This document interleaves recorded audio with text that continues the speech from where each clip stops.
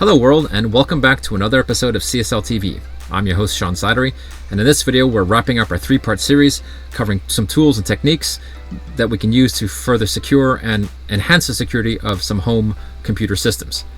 This week we're going to talk antivirus.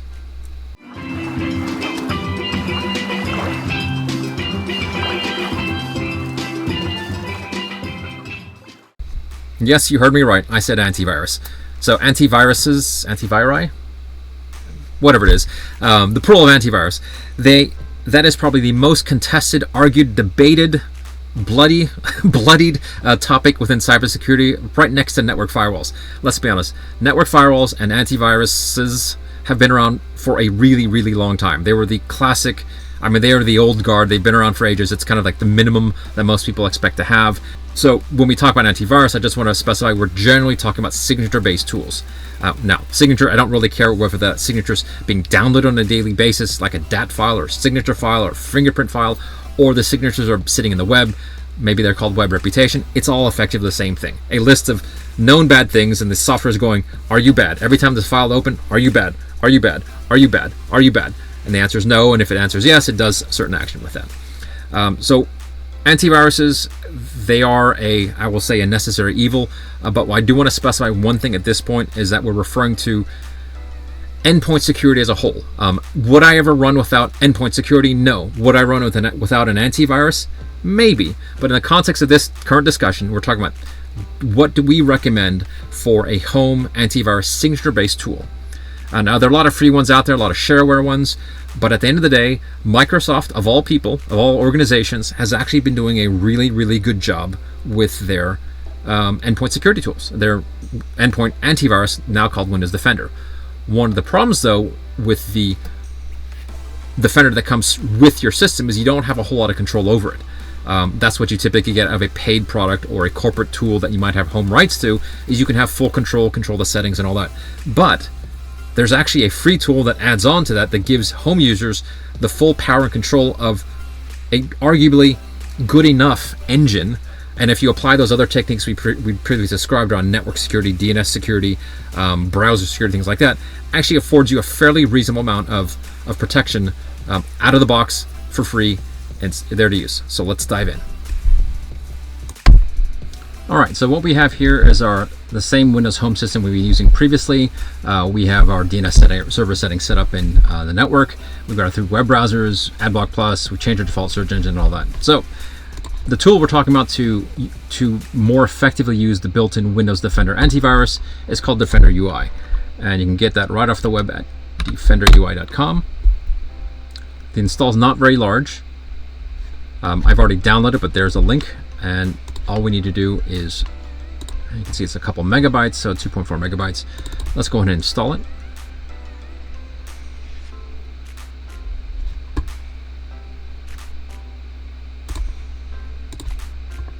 There we go.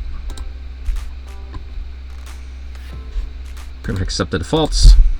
User end user license agreement. Have you read it? I have. I won't read it to you now, but so go ahead and at some point read it and move on. All right, so once it's installed, we need to do a couple things. One is you want to go ahead and initially just kind of launch it to take a look at how it shows up in the system tray. Give it a second.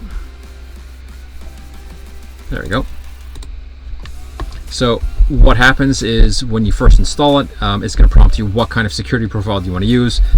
Generally speaking, I would recommend just going with the recommended, and it does a pretty good job overall. It walks you through the different options in there. So that's kind of it. That's installed and ready to go. You probably want to go ahead and reboot whenever you install new applications. It's generally a good idea to reboot. But one of the things you can do with it is that makes it easy to use compared to what's there very, very trivially from Microsoft directly, is you have controls over the different options. So for example, I can run a quick scan.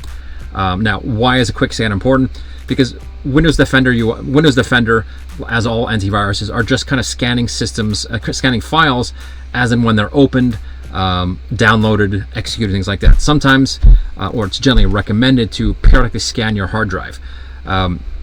Give or take, I think the accepted minimum is no less than once a month. Generally speaking, in corporate world, we kind of say once a week. At a minimum, I believe PCI and various compliance frameworks kind of say about once every 3 days. The point is, you should be regularly scanning. Reason is, the signature files that came out today only can principally only detect or only know about viruses, malicious software, malware, trojans, parasitic file infectors, and all the different types of malware that are up until this point. So it is quite possible in a signature antivirus environment where tomorrow you may download a new file, but if for whatever reason the AV is turned off or misses that scan, by explicitly running a scan every few days, whatever that interval is, you will and if in 3 days you have a new signature that recognizes it, you will stand a good chance of detecting and cleaning off that thread. So that's why you should generally run scans. And when you run it's very easy from Defender UI to launch a scan, and to prove that it's actually running, you can see that it says cancel all scans. But if you click the link for Show Defender UI, we do actually see that's performing a full scan or quick scan right now. So all the additional controls, very easy to look at, understand, walks you through in the wizards as well of how to configure and use Windows Defender to its best ability and give you control over it. One thing about Defender, it is a signature-based AV, and so it's important that you also make sure that you regularly run your Windows updates. In general terms, don't just worry about updating Windows and Microsoft applications. Everything needs an update periodically. One thing you can do is you can make the process a little bit more palatable, because sometimes Windows will try to run updates whenever convenient to it, not necessarily convenient to you. So if you're in the middle of trying to download an important file or send an important email, and Windows starts trying to do a download of all these updates, it could be real painful while you're trying to get work done or some other action like that. So one thing you can do is use this button inside Windows Updates that says pause updates for 7 more days. So you can actually push this out, I think, 5 times. It'll push it out 5 weeks, give or take. But the idea there is it'll turn back on automatically at the time specified and attempt to download. So what I like to do is just I'll control when I have time to run updates. I'll delay updates until I'm ready. I click resume updates. I run all the updates, reboot, and that's just part of our workflow with the sort of home standalone systems. So it is important to make sure that you do allow the updates to run, because in Windows Defender's case, that was the AC turning on, so apologize for the noise, but Windows Defender's case, they tend to use a slightly monolithic. They tend to combine the engine updates and DATs around the signatures around the same time and files, so it appears more to be an application update. Different antiviruses work a little differently. Some do engine separately from signature files, some do engine plus signature file plus application. It doesn't really matter. Point is, keep up with the updates. So there you go. Do your updates. Use the Windows Defender UI to fully manage your firewall, your Windows firewall and AV antivirus, and that's it. Great start to securing your home systems at zero cost. Thanks for watching. Hope you appreciate it, and hope you can use these tips to your benefit. We'll see you in the next video.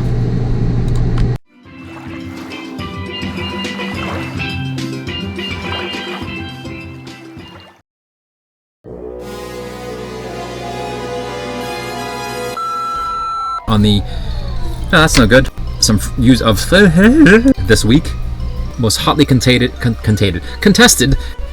antivirus. Cybersecurity. Antiviri is, if the system wants to let me launch, cue wait music. I won't hum Girl from Ipanema, although I might in a moment. Okay, I'll be impatient. Switch to another one. At least it's not blue screening, right? Microsoft demos were notorious for blue screening, and that was part of the fun. Of course, I say that, and the day's not over yet. Welcome to the wizard. Next, finish. Yes. I've read this. Have you? You should. You shouldn't skip these. Enjoy.